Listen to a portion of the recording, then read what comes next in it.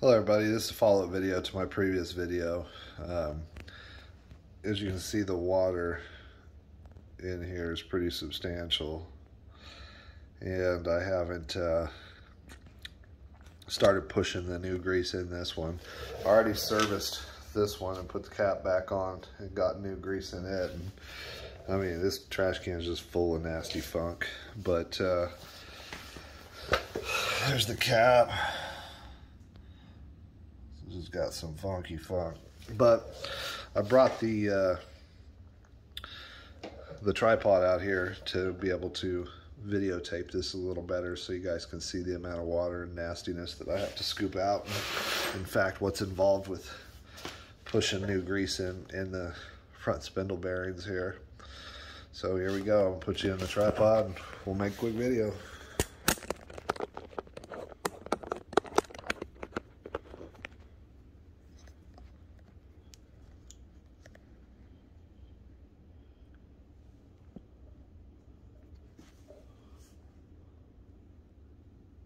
I think that's about dead center. Let's see if I can zoom in a little bit here. I think that's probably about as good as I'm going to be able to get it. Back it up just a little. There we go.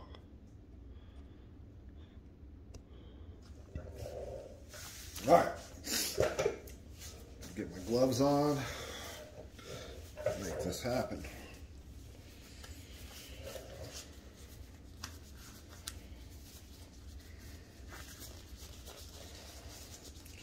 This grease just smells horrible with the water. Oh God, it smells like rear differential grease. It's been submerged on a pickup truck.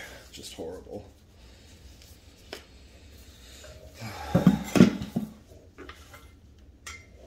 Once again, in this, whenever you're taking these caps off these Ferris hubs, you don't go at it and pry.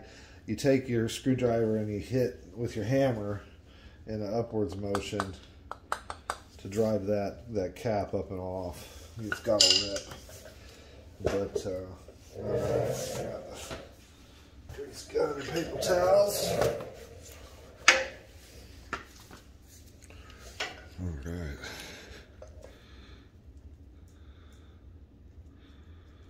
Lock that on there real good.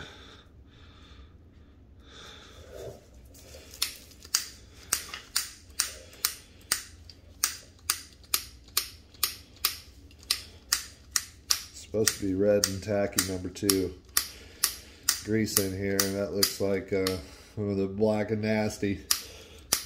Not red and tacky. Alright, not that funny. But anyways, it takes a lot of damn pumps. It's the same with the spindles. Those spindles on that deck, man, they take like 90 pumps to fill up. And they were practically dry. I had to put a whole bunch of grease in those.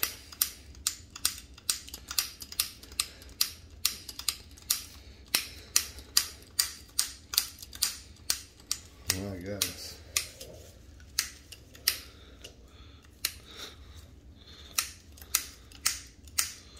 Try to hold that a little better so I'm not getting that side ooze. That's working better.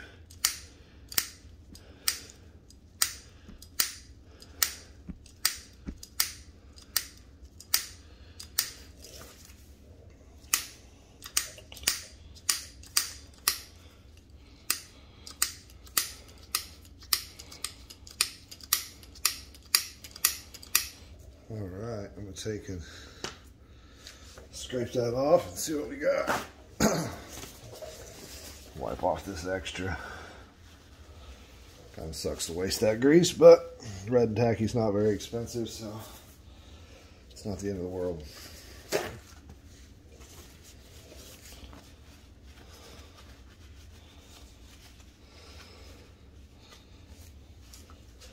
I'm gonna take and just a putty knife, and I'll literally just blup. Yeah, and you can kind of see where the red's coming through.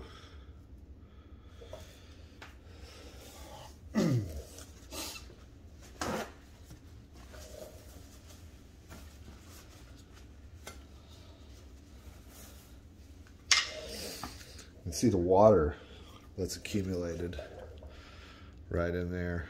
As the grease is pushed up through the bearing, you're getting water. So what I'll do is I'll take a paper towel and I'll start to dry up that water. I just don't have enough force to be able to push all that water up and out. You know, it just stays in the middle. On the other one, this is how I had to get it out too. But that's a pretty substantial amount of water. You just wad up a paper towel like so, and I just soak it up. I don't know if you can see that wicking, but it wicked up a substantial amount of water. Do it again.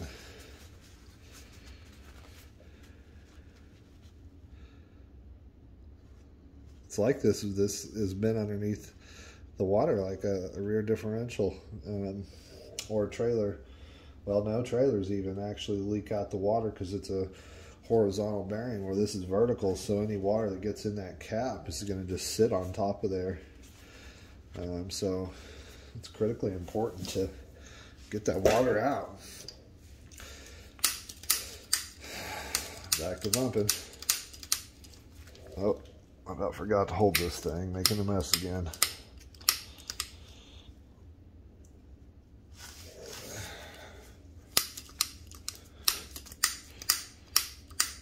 I just put tension on it facing that way. It seems to.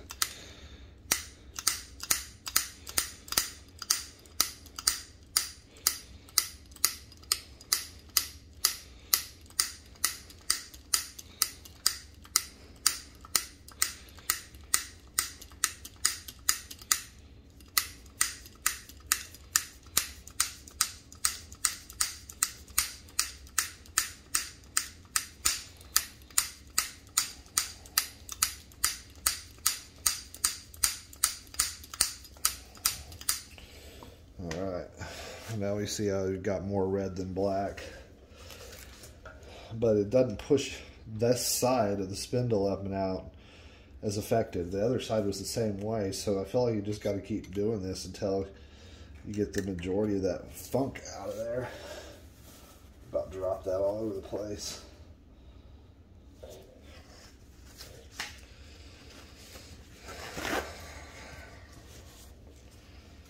Maybe I'm just a little bit of overkill. Maybe it's perfectly fine at this point. I think when it comes to greasing, everybody has their own opinions.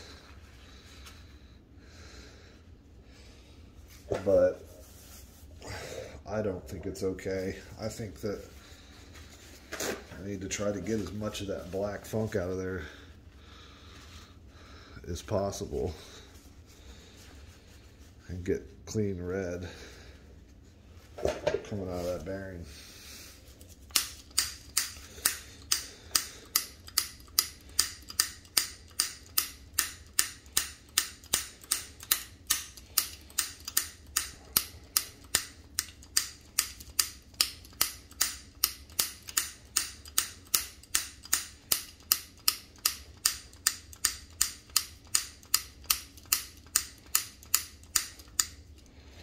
You can see on that backside opposite, and that's all the grease. So that's a full grease gun, a grease tube. Oh no, there's a little bit more in there.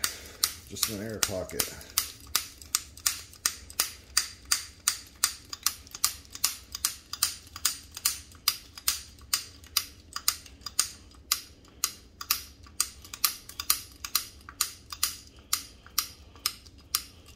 Alright, I think that's probably good. I think I'm being a little excessive at this point, so what I'm going to do is I'm going to roll this back in like this with my putty knife. I'm going to close that air gap, then I'm going to push down best as I can without having this grease go everywhere.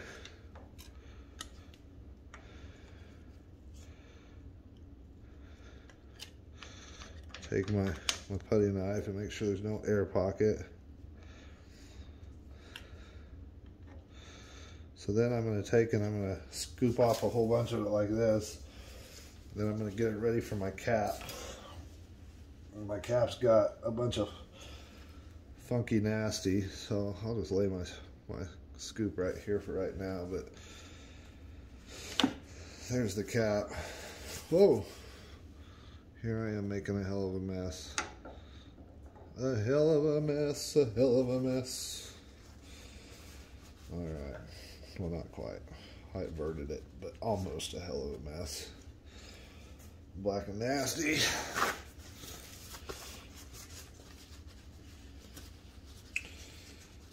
Full of dirt and grime and water and generalized funk. Alright, cap's clean. I'm going to take some of my red and I'm going to fill the cap same way. And we're trying to eliminate air pockets. So what I do is if this is overfilling some, that's okay. I try to level this off and then I build the cap up a little bit with a little of a dome to it. Like that. So whenever I push down on the bearing housing or the caster spindle here, I'll be able to evacuate all the air. So here we go. I'll push that down on there like that. My hands get out of the way, but it causes it to do that little mushroom until you find the edge like so. I'll set down my buddy knife, clean my hands.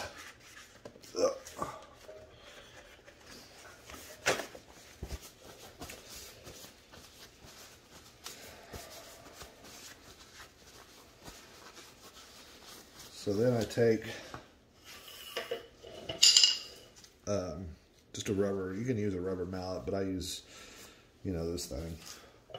It's like a Craftsman tap mallet. And I work the edges in.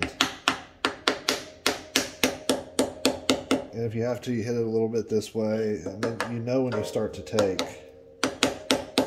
And then you graciously go around it, or not graciously but cautiously go around, and you just give it a little tap. You're not trying to be so forceful. Give it time for the pressure to equalize. You know, see how it's still coming out after that last hit.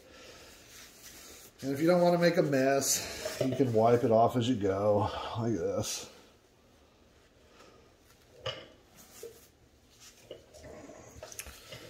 If you don't want any clumps falling.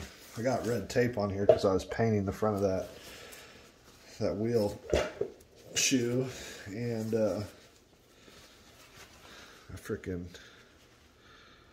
had chip where I was missing paint, a lot of paint, all the way down to the metal, and I didn't want it to rust, so I sprayed it with some self-etching primer. Well, first I ground it a little bit, cleaned it up, and then I self-etched it, and then I primed it or painted it with Regal Red Rust-Oleum.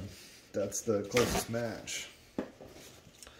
That way you don't have to buy the Ferris paint.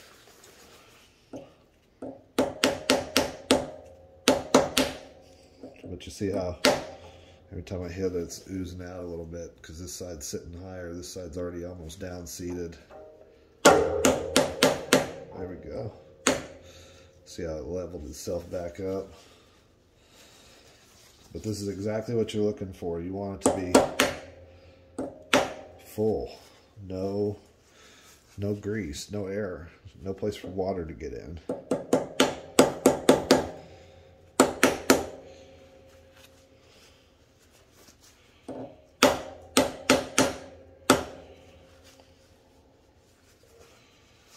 And I don't know what the actual service interval is for these.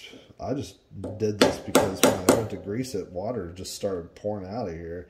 And really, I don't think you should grease this without the cap off anyways, like a regular trailer.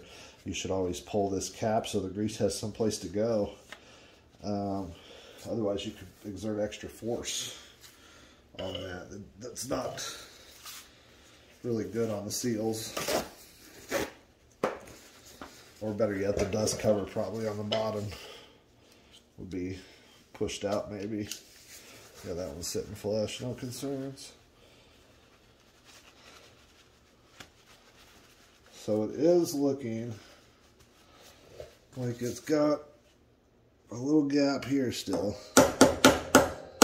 Yep.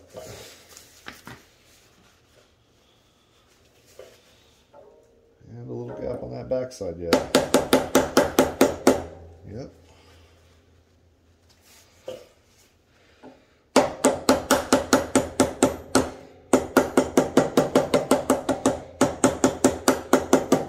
All right, that guy is down flush.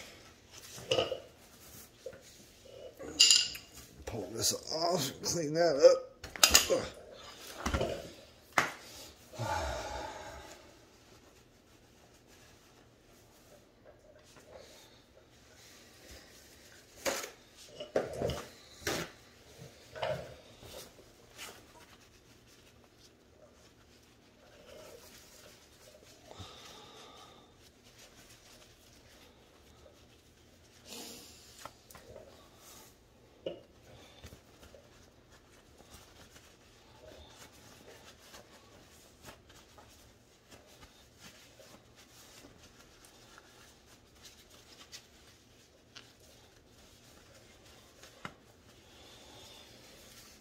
All right, that looks good. So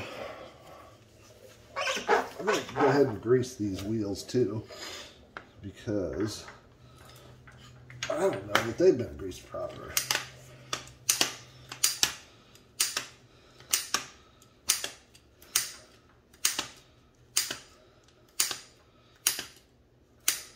There we go. Now we're pushing out some wheel bearing grease out of those end caps.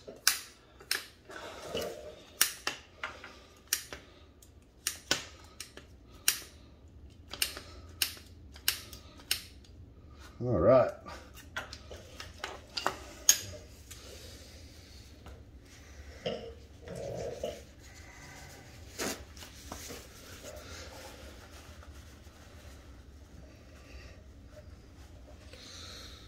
That's some more of that booger grease that was in the spindles as well. It must be like manufacturer's break-in assembly grease for the bearings, because it literally says red and tacky everywhere on the owner's manual is what is called for. And I'm just wiping off this excess because seriously, I don't want freaking grease dripping in my trailer or on my garage floor. This stuff is some thick, nasty grease. It's not, something came out of that side. Nope. All right, well, that's all we got. Oh, let me show you this Regal Red. Let's see, let's spin this around and let me take off my gloves here. Hold on real quick. Get this hunk out of grease out of there. And this side.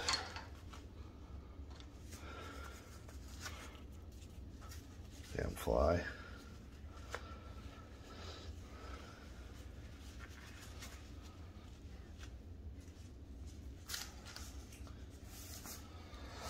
All right, I'll take off this.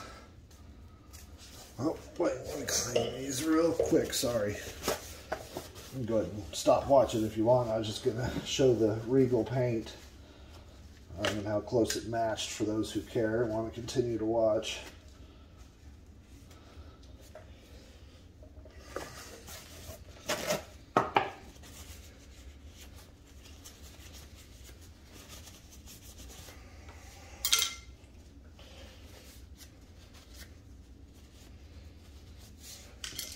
All right.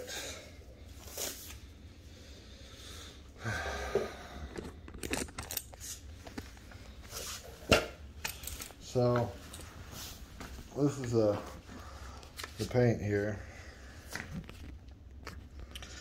and it's a Rust-Oleum Regal Red, and then I use a self-etching Rust-Oleum primer. Touch-up I did yesterday. It's right here on the deck, from where the deck chute bolt wore through, and on the back lip. And today I'm doing that front back edge of that caster and the front edge of the deck. But if you have any questions, let me know. Thanks for watching.